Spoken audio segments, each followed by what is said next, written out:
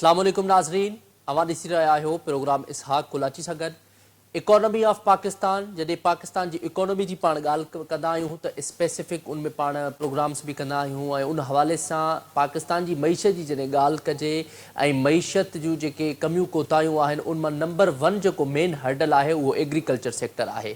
Agriculture sector खे अॼु पाण स्पेसिफिक इन मामले खे डिस्कस कंदासीं त एग्रीकल्चर सेक्टर जेको आहे मईशत जी बहितरी लाइ तमामु घणो रोल प्ले करे थो, पर उन बावजूदि हुकूमत वक़्तु हुजे ऐं उन में एग्रीकल्चर सेक्टर में उन्हनि जो ध्यानु छो न आहे। उन हवाले सां ॿिए तरफ़ पाण ॻाल्हि ॿोल कंदासीं हैदराबाद में ऐवान ज़राअत सिंध जो अॼु जनरल बॉडी जो इजलास थियो आहे। उते अहम नुक़्ता उथारिया विया। नंबर 1 केनालनि जे हवाले सां जेका केनालनि वारी जेका रिथा आहे उन खे फौरी तौरु आबादगारनि रद्द करे छॾियो आहे ऐं उन्हनि मुतालबो कयो आहे त केनालनि वारी रिथा वापसि वरिती वञे। ऐं नंबर 2 उन्हनि कणक इमदादी अघ जे हवाले सां उन्हनि मुतालबो रखियो त जेको अञा ताईं कणक जो अघु आहे उहो मुक़ररु न थी सघियो आहे, उन हवाले सां कणक जो अघु मुक़ररु कयो वञे। उन्हनि जा मुतालबा साम्हूं आया। उनखां पहिरियां जॾहिं पाण ॻाल्हि ॿोल कंदा आहियूं त उन में बि मुख़्तलिफ़ वक़्तनि ते एहतजाज में केनालनि जे इशू ते हुजे, मईशत जी बहितरी जे हवाले सां हुजे, आबादगार मुसलसल एहतजाज कंदा रहनि था। उन मामले ते पाण ॻाल्हि ॿोल कंदासीं। असांखे प्रोग्राम में जॉइन कयो आहे ऐवान ज़राअत सिंध जा मरकज़ी जनरल सेक्रेटरी आहिनि ज़ाहिद भुरगड़ी साहब। ज़ाहिद साहब, वॾी महिरबानी असांखे प्रोग्राम में जॉइन करण जे लाइ। साईं मोस्ट वेलकम। मुझे खुशकिस्मती आहे तव्हां सां ॻाल्हाए पियो। थैंक यू वेरी मच, वॾी महिरबानी। ज़ाहिद साहब, सभ खां पहिरियां असांखे इहो ॿुधाइजो, हीउ जेको केनालनि वारो इशू आहे उन में अॼु इजलास में अवां बि उथारियो आहे। मुसलसल उन हवाले सां एहतजाज थियनि पिया ऐं अपोज़िशन पार्टियूं हुजनि, कॉम्प्रेस पार्टियूं हुजनि, आम आवाम हुजे, सिविल सोसाइटी हुजे, सहाफ़ी वुकला बिरादरी हुजे, मुसलसल उहे एहतजाज कनि पिया। केनालनि वारी रिथा खे अवां बि उन्हनि में हिकिड़ो नुक़्तो उथारियो आहे। उन हवाले सां अवां जो छा मौक़िफ़ आहे? सही, मां पहिरीं सभिनी खां पहिरीं मुंहिंजो मौक़िफ़ कुझु बि कोन्हे। मुंहिंजी तंज़ीम जो मौक़िफ़ आहे ऐवान ज़राअत जो। ऐवान ज़राअत जो मौक़िफ़ इहो आहे त पहिरीं ॻाल्हि तव्हां पाणी जो ऑडिट कयो। तव्हां वटि पाणी आहे केतिरो? हाणे मिसाल जे तौर ते मूंखे इहो ॾिसणो पवंदो त मां 22 गिलास पाणी जा रखी थो छॾियां, पर मुंहिंजे जग में जेकॾहिं आहे हिकिड़ो गिलास पाणी जो त 22 गिलास रखण जो फ़ाइदो कोन्हे। तव्हां ऑडिट कयो, तव्हां पाणी कोन्हे। हाणे ई छा था कनि, जेको सॼो प्रोग्राम ठाहींदसि सतलज ते, त सतलज वारी जो केनाल आहे, पाणी जो केनाल त कोन्हे। सतलज ब्यास ऐं रावी ते तव्हां विकिणी छॾिया पंजाब खे, हिंदुस्तान खे। त सतलज ते कहिड़ो जेको आहे सो बैराज ठहंदो? मूंखे त हिननि जी सम्झ में ॻाल्हि कोन थी अचे। कंहिं ॾाढो सही चयो त को इंजीनियर जेकॾहिं 22 मार्कुनि मां 21 मार्कुनि में फेल हुजे, उहो अधो इंजीनियर बि इहा ॻाल्हि कोन कंदो त सतलज ते जेको आहे सो बैराज ठहंदो। सतलज ते वारी जो बैराज आहे, तव्हां तो विकिणी छॾियो हिंदुस्तान खे। ते पंहिंजा तव्हां जेके आहिनि से बैराज विकिया हिंदुस्तान खां। हाणे ॻाल्हि इहा आहे त चोलिस्तान सिंध जो सभिनी खां वॾे में वॾो जेको एतिराज़ आहे उहो आहे चोलिस्तान ते। ही चोलिस्तान 1 आहे, चोलिस्तान 2 आहे, पोइ ग्रेटर चोलिस्तान आहे। अल्टीमेटली इन खे आख़िरी में हली 32,000 क्यूसेक पाणी खपंदो। 32,000 क्यूसेक पाणी सिस्टम में त आहे कोन। अॼु जेकॾहिं तव्हां सिंध खे ॾिसो त सिंध में जेको आहे सो 31,000 क्यूसेक पाणी गुडू लाइ गुडू ते पहुतो आहे। माना इहो गुडू वारो पाणी 31,000 क्यूसेक। इन में गुडू बैराज अची वियो, सखर बैराज अची वियो, कोटड़ी बैराज अची वियो। जेकॾहिं 32,000 पोयां बंदि थी वञे त तव्हां वटि त कुझु ई कोन्हे। पोइ छाजो थरपारकर? पोइ मिठी थरपारकर कोन्हे, इस्लाम कोट थरपारकर कोन हूंदो, चेलाब थरपारकर कोन हूंदो।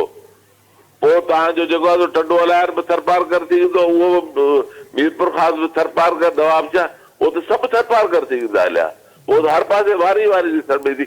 इहो किथे जो इंसाफ़ आहे त हिकिड़ी बैरन ज़मीन ख़ाली वारी वारी भिटूं उनखे तव्हां आबाद कयो पिया ऐं आबाद ॿिन्हिनि खे तव्हां बर्बाद कयो पिया।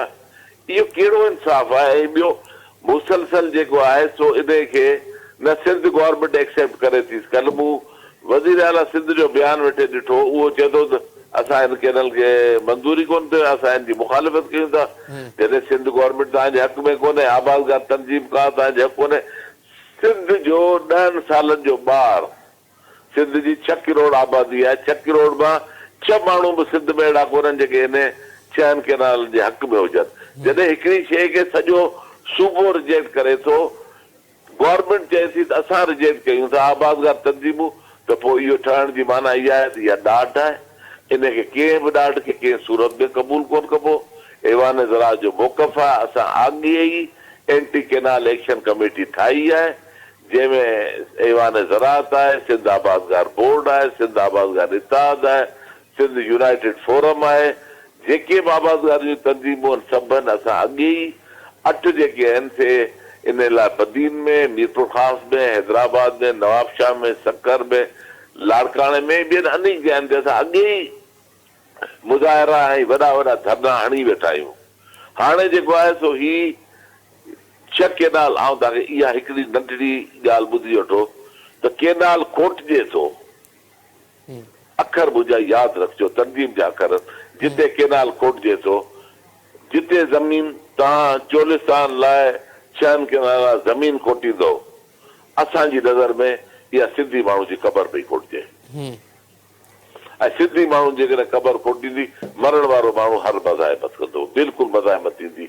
ऐं तव्हां ॿुधायो जॾहिं तव्हांजी क़बर खोटबी, ओॾी महिल तव्हां मज़ाहिमत न कंदा त मरण खां पोइ कहिड़ी मज़ाहिमत आहे। हाणे सिंध जी जेका आहे न, सिंधी माण्हू जी जेका आहे, हाणे बका जी जंग शुरू थी वई आहे। जॾहिं पाणी ख़तम थी वियो, माना 76% सिंधियुनि जो ज़राअत ख़तम थी वेंदी, रोज़गार ख़तम थी वेंदी, त पोइ सिंधी माण्हू जी जेका आहे सा हिकिड़ी बर्बादी जो दौर ईंदो। उन बका लाइ असां जंग कंदासीं। मां तव्हांखे हिकिड़ी नंढड़ी ॻाल्हि ॿुधायां कोलाची साहिबु जी सर, मां छा पर 6 करोड़ सिंधी जॾहिं ॼमे थो, हुनजी माउ ऐं ॾाॾी जेका हुनखे लोली ॾिए थी, जेका हुनखे सुती पीआरे थी, उन सुती में 3 शयूं आहिनि। 3 शयूं अहिड़ियूं आहिनि जिते सिंधी खे माउ ऐं ॾाॾी जी सुती पियल आहे, जंहिं ते हू कंप्रोमाइज़ कोन कंदा। हिकिड़ो सिंध जी वहदत, कराची खां वठी कश्मीर ताईं सिंध हिकु आहे। सिंध जी वहदत ते असां हिकिड़ी इंच ते कंहिं माण्हू जो दावो कब्ज़ो क़बूल कोन कंदासीं। कराची ऐं कश्मीर ते नंबर 1। नंबर 2 असांजी मादरी ॿोली, सिंधी ॿोली खे असां सिंधी ॿोली लाइ वॾा जहिड़ा कया, पर सिंधी खे पंहिंजी क़ौमी ॿोली ठहिरायोसीं। त वतन खां पोइ ॿोली, ॿियो नंबर असांजो सिंधू दरिया। इहो सिंधी माण्हू जे रत में, ब्लड में, सुती में 3 शयूं आहिनि। इन ते सिंधी माण्हू कॾहिं बि कंप्रोमाइज़ कोन कंदो। सिंधी माण्हू जो तव्हां प्यार ॾिसो, सिंधी माण्हू पंहिंजी न्याणी जो नालो सिंधू रखे थो। तव्हां ॾिठो हूंदो असांजी घणेई छोकिरियुनि न्याणियुनि जा नाला सिंधू नाला आहिनि। इहो सिंधी जो पंहिंजे सिंधू सां, दरिया सां प्यार आहे। असां पंहिंजे ॿारनि जो नालो सिंधू रखूं था। कीअं असां सिंधू खे सुकण ॾींदासीं, कीअं सिंधू जी असां जेको आहे सो उन में वारी उॾामण ॾींदासीं। ही सिंधियुनि खे जो लाइ तमामु इहे 3 शयूं जज़्बाती शयूं आहिनि। ऐं वरी चवंदुसि ऐवान ज़राअत, कल्ह बि अॼु मुतालबो, अॼु असांजी मीटिंग में मुतालबो थियो आहे। तव्हांखे तव्हांजे नुमाइंदनि रिपोर्ट कयो आहे त अॼु जेका इहा केनालनि जे करे कराची खां कश्मीर ताईं ही सॼियूं वहदत कॉलोनी जो रोड ब्लॉक थी वियो। एतिरा आबादगार हा जेके अॼु ऐवान ज़राअत जे मरकज़ी हेडक्वार्टर एग्रीकल्चर कॉम्प्लेक्स में गॾु थिया। तव्हां विजुअल्स फोटो ॾिसो, सॼो हाल। असां कॾहिं ज़िंदगी में एतिरा आबादगार इन मां बि ऐवान ज़राअत में 2008 खां आहियां।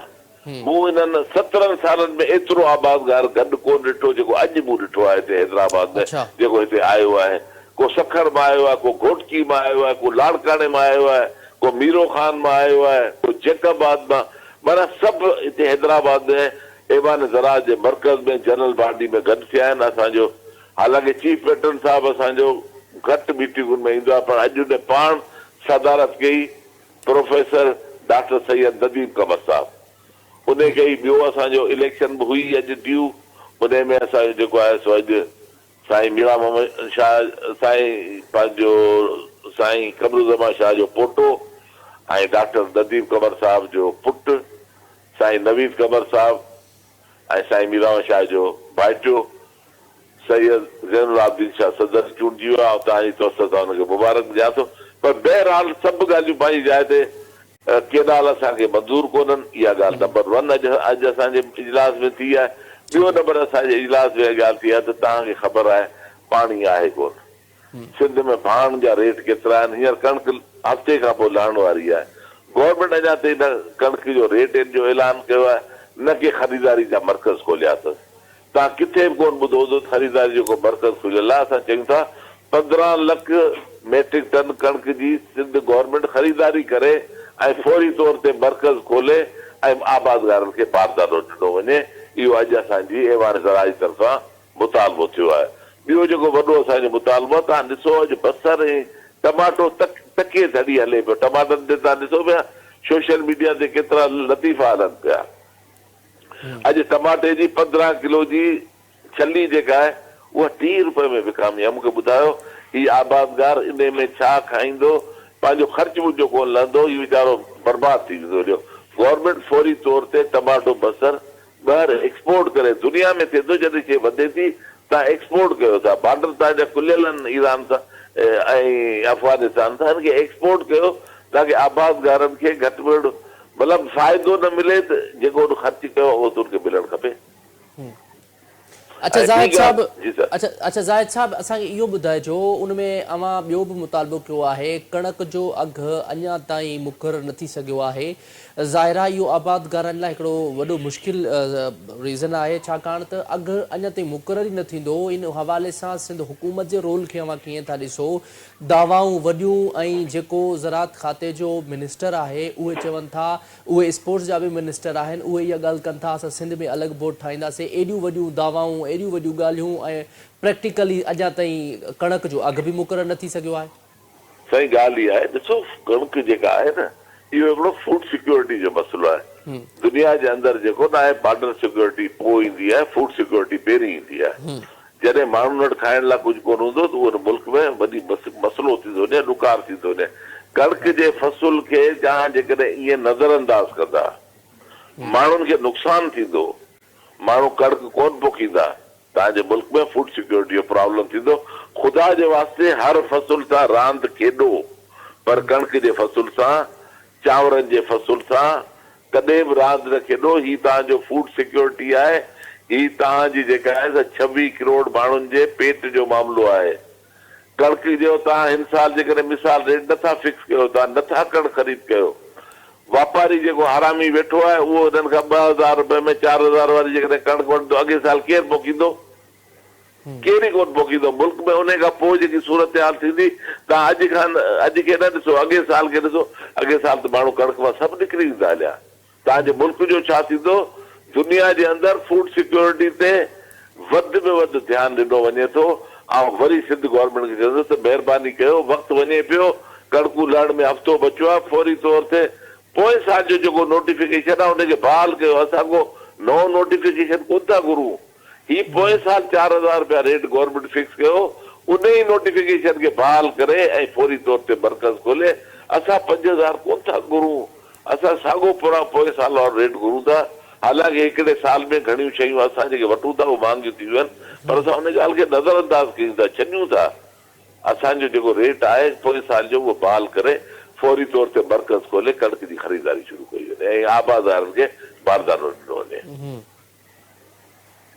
अच्छा जाहिद साहब उन हवाले सां असांखे इहो ॿुधाइजो एग्रीकल्चर सेक्टर जेको आहे उहो तमामु घणो पाकिस्तान जी मईशत लाइ इम्पोर्टेंट आहे उनमें बेसिकली रीज़न्स कहिड़ा आहिनि कहिड़ा आख़िर हलदल्स आहिनि जंहिंजे करे पाकिस्तान जी मईशत बहितर नथी थिए पर एग्रीकल्चर सेक्टर जा बि अञा एतिरा मसइला आहिनि जंहिं ते तमामु घणो वर्कआउट करण जी ज़रूरत आहे साईं तव्हां नंढे हूंदे खां तव्हां या किताब पढ़ंदा अचूं पिया उन में इहो लिखंदा अचूं पिया त पाकिस्तान हिकु ज़रई मुल्क आहे ऐं पाकिस्तान जी बेसिक बुनियाद ज़राअत आहे तव्हां ऐवान सदर में हलिया वञो उते जेको पाकिस्तान जो झंडो लॻो पियो आहे जेको एम्बलम चवनि था उन ते कणक जो कपास जो इन्हनि जा फोटू लॻल आहिनि तव्हां ॾिठा हूंदा माना तव्हांजी ज़राअत तव्हांजी बेसिक इन मुल्क जी बुनियाद आहे पोइ छा थियो आस्ते आस्ते आस्ते आस्ते अहिड़ा माण्हू इन मुल्क में हुकमरान थिया जेके कॾहिं बि वॾनि शहरनि खां कराची लाहौर इस्लामाबाद कोयटा पिशावर खां हेठि कोन लथा कॾहिं कचे में कोन आहे उन्हनि खे ख़बर ई कोन्हे त ज़राअत छा आहे अहिड़नि माण्हुनि जे वर ज़राअत चढ़ी वई त कंहिं वक़्त में ज़राअत जो GDP में हिसो 40% हूंदो हो। पोइ किरंदे अॼु जेका आहे ज़राअत कीअं मंज़िल ते पहुती आहे उहो तव्हां बि ॾिसो पिया, आउं बि ॾिसां पियो। हिन पोएं साल तव्हांजे साम्हूं मूं तव्हांखे ॿुधायो न हिते को रिसर्च जो कमु थिए थो। हिंदुस्तान जे अंदरि ख़ाली पोएं साल 63 नवां ॿिज निकिता कपह जा, जेके हीट रेजिस्टेंट आहे, जेके हीट गर्मी खे बर्दाश्त करण वारा ॿिज निकिता। हिते को रिसर्च जो कमु ई कोन्हे। असां वियासीं, आउं हिकिड़ी मीटिंग में वियुसि मुल्तान, उते जेको आहे जो कॉटन रिसर्च सेंटर हो, उते मूं चयो बाबा का रिसर्च थिए पई फुटी ते, त जेको माण्हू अचे चए मूंखे 8 महीननि खां पघार ई कोन मिली आहे, को चए मूंखे 9 महीननि खां पघार कोन मिली आहे। अड़े आउं बाबा ॾिसण आयो आहियां जिते रिसर्च फुटी ते थिए पई, को नओं ॿिज तयारु थिए पियो। हिंदुस्तान 63 ॿिज ठाहिया आहिनि, तव्हां छा कयो? आउं ॿिज जो पुछां पियो, हू चवंदा असांखे 8 महीननि खां पघार कोन मिली आहे। इहा गवर्नमेंट जी संजीदगी जी इहा हालत आहे त रिसर्च जे इदारनि में माण्हुनि खे पघारूं कोन थियूं मिलनि। उते छा रिसर्च थींदी जेकॾहिं के अॼु दुनिया जे अंदरि हर रोज़ हिकिड़ी नई नवाण अचे पई। तव्हांखे यादि हूंदो को वक़्तु अहिड़ो हींअर ॿिज इज़राइल कढियो आहे जेको हिंदुस्तान ते पहुतो आहे, जेका हिन साल 140 मण कणिक लथी आहे एकड़ मां। दुनिया जे अंदरि रिसर्च जो कमु पियो हले, अरबे रुपया रिसर्च ते ख़र्च पिया थियनि, हिते रिसर्च ॿुड़ी, ज़ीरो। पोएं साल छा थियो? माण्हुनि जेको आहे फुटी पोखी, टेम्परेचर जेको 48 ते पहुतो, सॼी गुलबाटी छणी वई हली, फ्लावर शेडी थी वई, जेके 50 मण 60 मण जा ख़्वाब ॾिसी जॾहिं फुटी पोखी, उन्हनि जी 7 मण 8 मण फुटी लथी, मथां 5000 रुपया रेट। फैक्ट्री वारनि हड़ताल करे छॾी, हुननि हड़ताल करे छॾी, आबादगारनि खे हर तरीक़े सां कॉटन फैक्ट्री मालिक लुटण जे चक्कर में उन्हनि बर्बाद करे। पोइ साल हर माण्हू खे जंहिं बि फुटी पोखी उनखे एकड़ ते 25 खां 30 हज़ार रुपए जो नुक़सान थियो। हाणे मूंखे हिकिड़ी ॻाल्हि जो जवाबु ॾियो, जेका शइ हाणे जो माण्हू आहे टमाटनि जो फसल 2 लख रुपया एकड़ खां घटि में तयारु ई कोन थो थिए। हाणे 30 रुपए जो चली वञे पई 15 किलो जी 30 रुपए जी, हाणे हुनजी चूडाई, हुनजो बारदानो 40 रुपए जो, मंडी में खणी वञण जो किरायो अलॻि, हुनखे 30 रुपया मिलंदो, माना हू घरां पैसा ॾियो पियो अचे। मुंहिंजो दोस्त हिकिड़ो गोलाड़की जो उन मज़दा मोकिली टमाटनि जी हैदराबाद मार्केट में, आख़िरी में जेको माण्हू गॾु वियो उनखे 123 रुपया मिलिया। चयो मां ही तुंहिंजो फ़ाइदो, मज़दा टमाटनि जी 123 रुपया हुनखे बचत मिली, बाक़ी किराए में कटिजी वियो, कमीशनुनि में वियो हलियो, हिन में वियो हलियो। हाणे 123 रुपया खणी जेको वेंदो, जंहिं मज़दा टमाटनि जी चूंडी आहे उन्हनि खे मज़ूरी थी ॾींदो चूंडाई जी।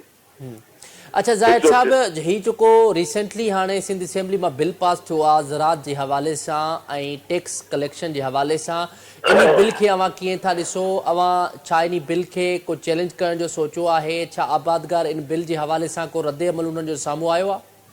बिल्कुलु रद्द अमल साम्हूं आयो आहे। इहो आहे एग्रीकल्चर इनकम टैक्स। ठीकु आहे, टैक्स आहे इनकम ते, जेको मज़दा टमाटनि जी भरे वियो आहे, फुल मज़दा हैदराबाद में विकिणी 123 रुपया खणियो घर पियो वञे, इन खां कहिड़ो इनकम टैक्स तव्हां वठंदा? इनकम ई हुनजी कोन्हे त टैक्स त इनकम ते थींदो साईं। बिल्कुलु, if there is no income there is no tax. हा, हुनखे जेकॾहिं टमाटनि जी मज़दा हू भरे खणी वञे हा, ऐं उतां जेकॾहिं 5 लख रुपया खणी अचे हा त हुनखां इनकम टैक्स वठो हा, पर हू त मिसकिन 123 रुपया खयो पियो वञे, जेको हुनजी टमाटनि जी चूंड वारनि खे बि पैसा पंहिंजे घरां ॾींदो।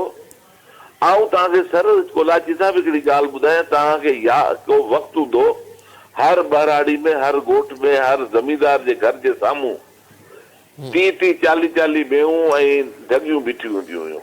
बिल्कुलु अहिड़ी बदहाली आई आहे जो तव्हां हर ॻोठ में वञो, हिकिड़ी मेह वञी वीचारा पंहिंजे बचनि जे खीर लाइ बची आहे, बाक़ी माण्हू जो बाल ई विकामी हलियो। अहिड़ी ज़राअत जी तबाही थी आहे जो माण्हुनि जो बाल वाल सभु बकरियूं सभु शइ विकामी हली। छो? जेका शइ आबादगार पोखे थो हुनखे रेट कोन थो मिले। बाज़ार में वञे थो त हुनजो को ख़रीदार कोन्हे, जे ख़रीदार आहे त रेट कोन थो अचे, ऐं वञे थो भाण वठण त चवनि था DAP 13,000 रुपया, यूरिया 6,000 रुपया। जेका शइ वठण वञे थो उहो उनजा रेट डबल लॻा पिया आहिनि, जेका विकिणण वञे थो का ख़रीदारी कोन्हे। मूंखे कुलाची साहब तव्हां सां ऐं तव्हांजे नाज़रीन सां जेके ॿुधनि पिया ही प्रोग्राम, उन्हनि सां हिकिड़ो सुवाल आहे, दुनिया में अहिड़ो को सेक्टर ॾेखारियो जेको शइ ठाहे ऐं हू पंहिंजी शइ जो रेट न लॻाए सघे, उनजी शइ जो ॿियो को माण्हू रेट लॻाए। टोयोटा किरोला वारा या हुडा सुजुकी वारा गाॾियूं ठाहिनि था, छा आऊं ख़रीदार वञी रेट आऊं लॻाईंदुसि छा? हू पंहिंजो रेट पाण लॻाए वेठा आहिनि। लक्स साबुण वारो जेकॾहिं लक्स ठाहे थो उहो पंहिंजो रेट लॻाए वेठो आहे। तव्हांजो जेको आहे सो एग्रीकल्चर सेक्टर वाहे था, जेका तव्हां खणी मार्केट में वञो था माण्हू खां पुछो था अॼु मूंखे रेट छा ॾींदा? इन अहिड़े सेक्टर खे ही त नबियुनि जो पेशो हो ज़रात, इन ज़रात जी जेका तबाही आहे आउं चवां थो इहा ख़तमु थियणु खपे। गवर्नमेंट ज़रात सेक्टर अच्छा, उन जे हवाले सां अवां सजेशन कहिड़ा ॾींदो? आख़िर जेका ज़रात खातो आहे उनजा जेके मसला तव्हां ॿुधाया उन्हनि खे बहितर कीअं करे सघिजे थो? एग्रीकल्चर सेक्टर खे बहितरी जा कहिड़ा सबब आहिनि? कीअं बहितर करे सघिजे थो? जीअं एग्रीकल्चर बहितर थींदो इनडायरेक्टली उहो इकोनॉमी ते बि असरु पवंदो। हा, हाणे तव्हां जेका ॻाल्हि कई आहे न, हाणे आऊं आयो आहे पॉइंट। तव्हां हींअर जेको आहे सो एग्रीकल्चर खे तबाह कयो, जो रिज़ल्ट छा थियो? तव्हां हींअर $3 अरब जी कॉटन ॿाहिरां कपह ॿाहिरां घुराईंदो। तव्हां पोइ साल जेको आहे कणिक यूक्रेन मां घुराई, ताबदार कणिक। उन खां पोइ तव्हां खाजोरो तेल जेको आहे उहो तक़रीबन $4 अरब जो ॿाहिरां घुराए पिया। ऑल टुगेदर एग्रीकल्चर इम्पोर्ट तव्हांजी हाणे 12 खां $16 अरब थी वई आहे। $16 अरब जूं एग्रीकल्चर इनपुट शयूं तव्हां एग्रीकल्चर आइटम ॿाहिरां घुरायो पिया, दालूं ही हू हर शइ। बाबा तव्हां पंहिंजी एग्रीकल्चर खे सहारो ॾियो। ही $16 अरब हर साल जेके तव्हां ॿाहिरां इहे शयूं घुराइण में खपायो था, इहे लॻायो, तव्हांजी IMF मां जान छुटी वेंदी, तव्हांजो मुल्क ख़ुशहाली ते अची वेंदो।